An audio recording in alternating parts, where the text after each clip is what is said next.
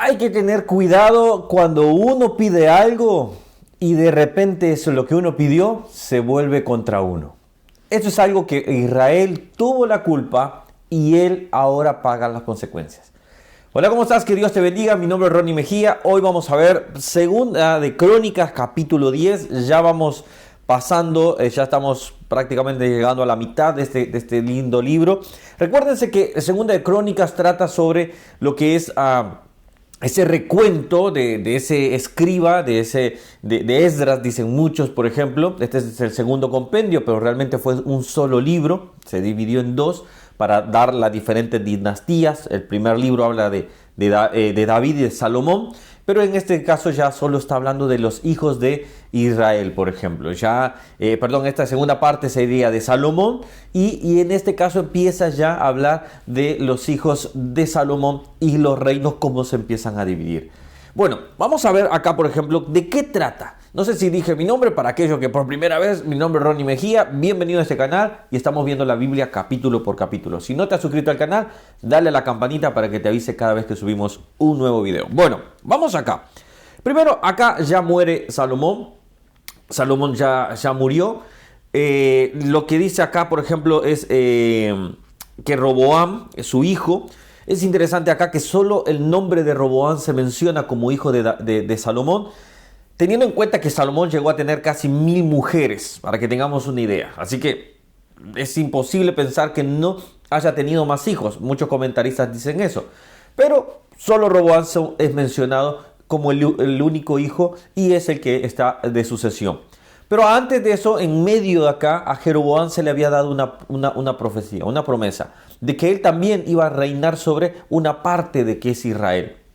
Recordemos que Israel está dividida en 12 tribus, pero 2 tribus quedaron para el reino del sur y 10 tribus quedaron para el reino del norte. Bueno, aquí es donde se da esta división.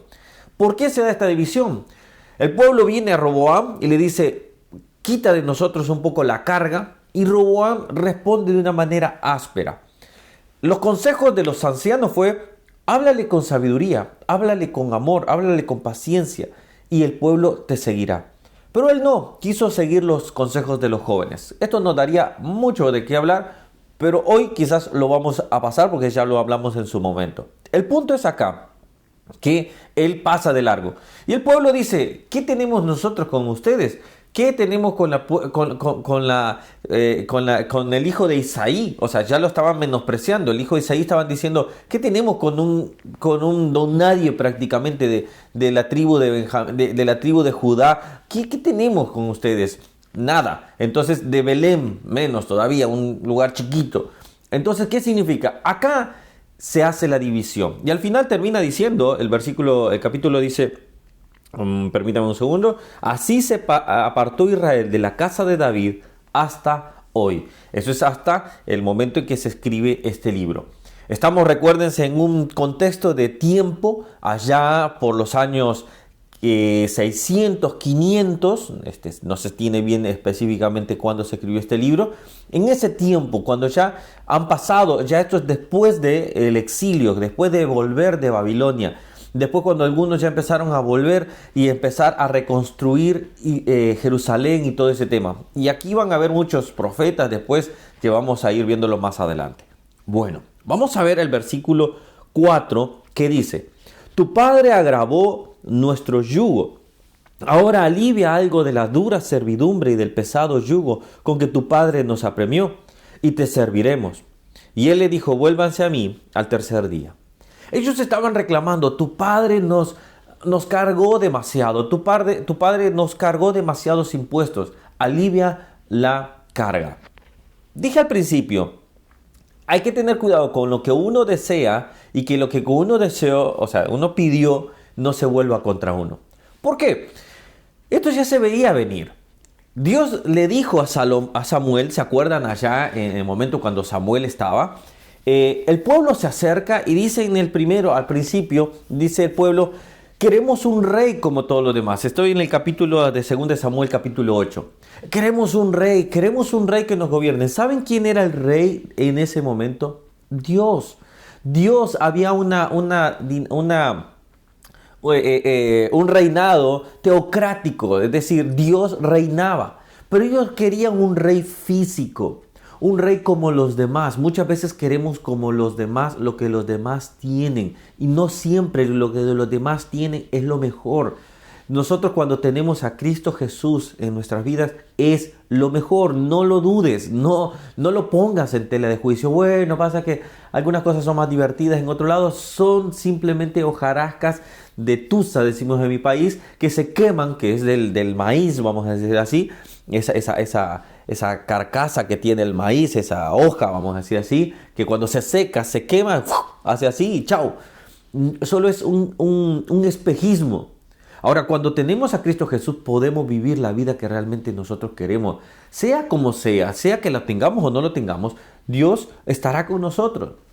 Ahora bien, porque no siempre solo es bendición. Ahora bien, ¿qué pasa acá?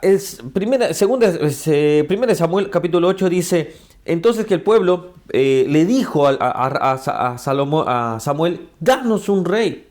Y el Señor le responde, dales un rey, porque no te han desechado a ti, si no me han desechado a mí. Esto es el versículo 7, dice, porque no te han desechado a ti, si no me han desechado a mí.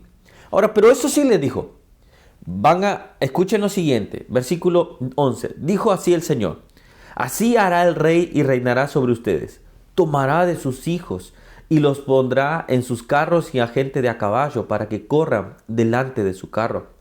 Y nombrará para sí jefes de miles. Versículo 13, tomará también sus hijas para que sean perfumadas, cocineras y amasadoras. Versículo 17, diezmará también vuestros rebaños y serán sus siervos. ¿De qué se quejaban? El Señor les aclaró. Yo les doy la libertad, yo voy a estar sobre ustedes, no les va a faltar nada. Les di el pan, les di el maná, les di carne, les di ropa.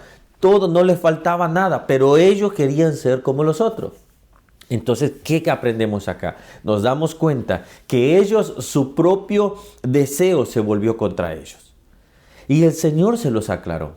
Entonces, ¿qué quiero decir? Y voy cerrando acá la idea. Es que muchas veces tú quieres algo que quizás Dios te está diciendo, no, todavía no es el tiempo o no te lo voy a dar. Pero tú sigues obstinado y diciendo, dámelo, Señor, dámelo. No. Más bien busca hacer el propósito de Dios. ¿Cuál es el propósito de Dios? La salvación. Busca llevar a otras personas a la salvación.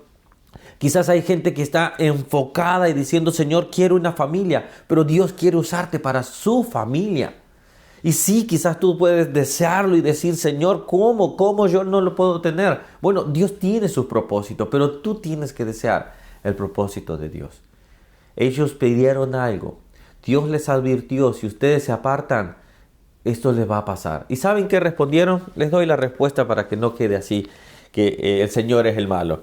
Sino que le dijo, pero el pueblo no quiso oír la voz de Samuel y dijo, no, sino que habrá rey sobre nosotros. Y nosotros también seremos como todas las naciones y nuestro rey nos gobernará y saldrá delante de nosotros y hará nuestra guerra.